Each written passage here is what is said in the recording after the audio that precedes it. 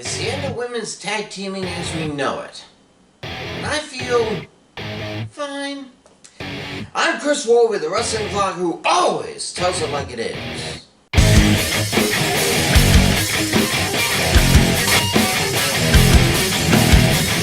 I really have nothing to say about Vince McMahon's retirement, save that, as I mentioned before, it was long overdue.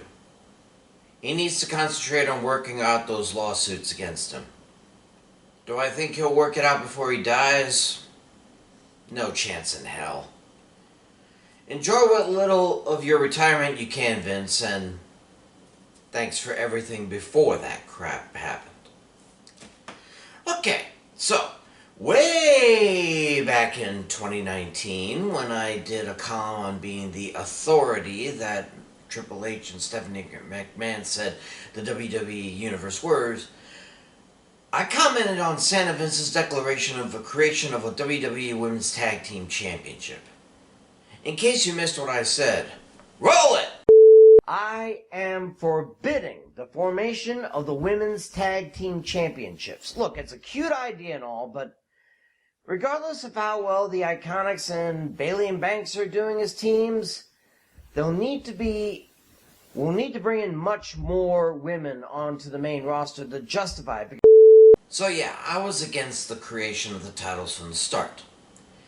And I knew it was just a matter of time before it would collapse under the weight of its own non-necessity on Raw or SmackDown. And as I thought, the titles were first won by two solo champions who decided to, on a lark, to become a tag team, Bayley and Sasha Banks. The only tag team who were a solid tag team were the Iconics, who won the titles at that WrestleMania. Since then, 7 ladies won the titles more than once, and Banks and Nikki ASH each got 3 times with 2 different partners apiece. Then, of course, back in May, Banks and Naomi, the last champs, marched into Mr. McMahon's office, dropped the titles on his desk, and exited the building.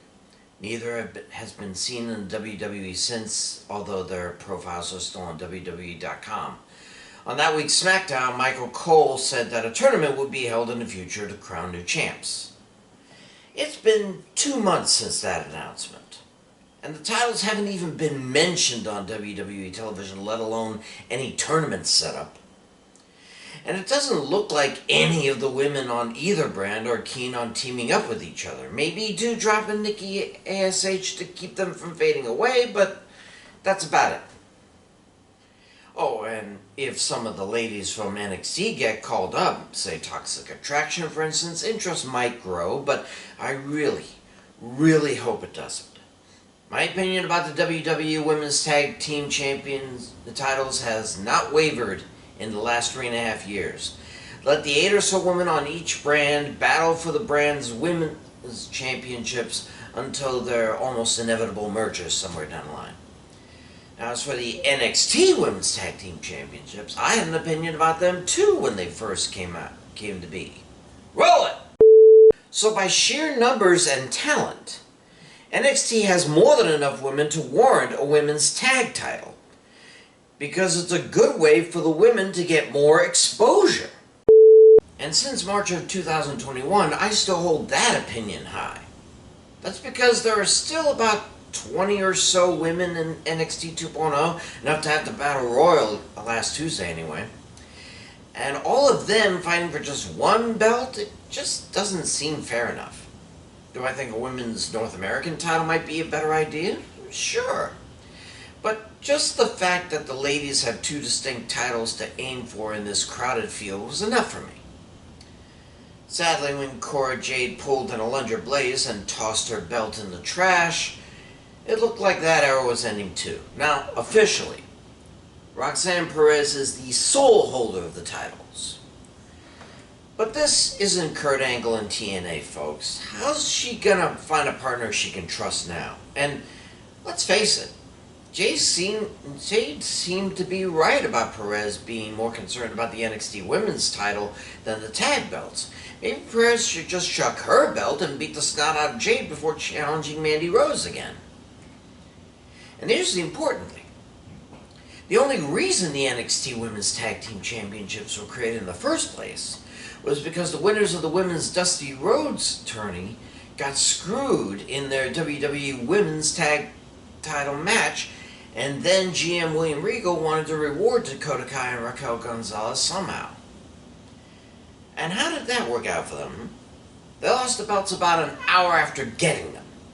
Oh, they'd get them back a year later, only to lose them again 3 days after that. Now that the WWE titles seem to be gone, why do the NXT titles need to exist anymore? Yeah, just because both parents die doesn't mean the child needs to die as well. But I honestly think they can do better with secondary women's singles titles than keeping the tag titles around anymore. Having women's tag team champions was an interesting experiment on the WWE's part, but it seems like it just put too much pressure on the women of Raw and SmackDown that became champions, forcing them to compete twice a week sometimes. Sooner or later, the champs were going to snap at the booking, and that happened. And while it makes more sense on NXT, given the increased roster, given that the only solid team who had the titles were Toxic Attraction, maybe it is time to mark this experiment as a mild success. But much like they decided to do in the late 1980s, an experiment they probably shouldn't try again. I'm Chris Wolvie, the wrestling vlog who always tells it like it is. Stay safe, pray for peace, and I'll see you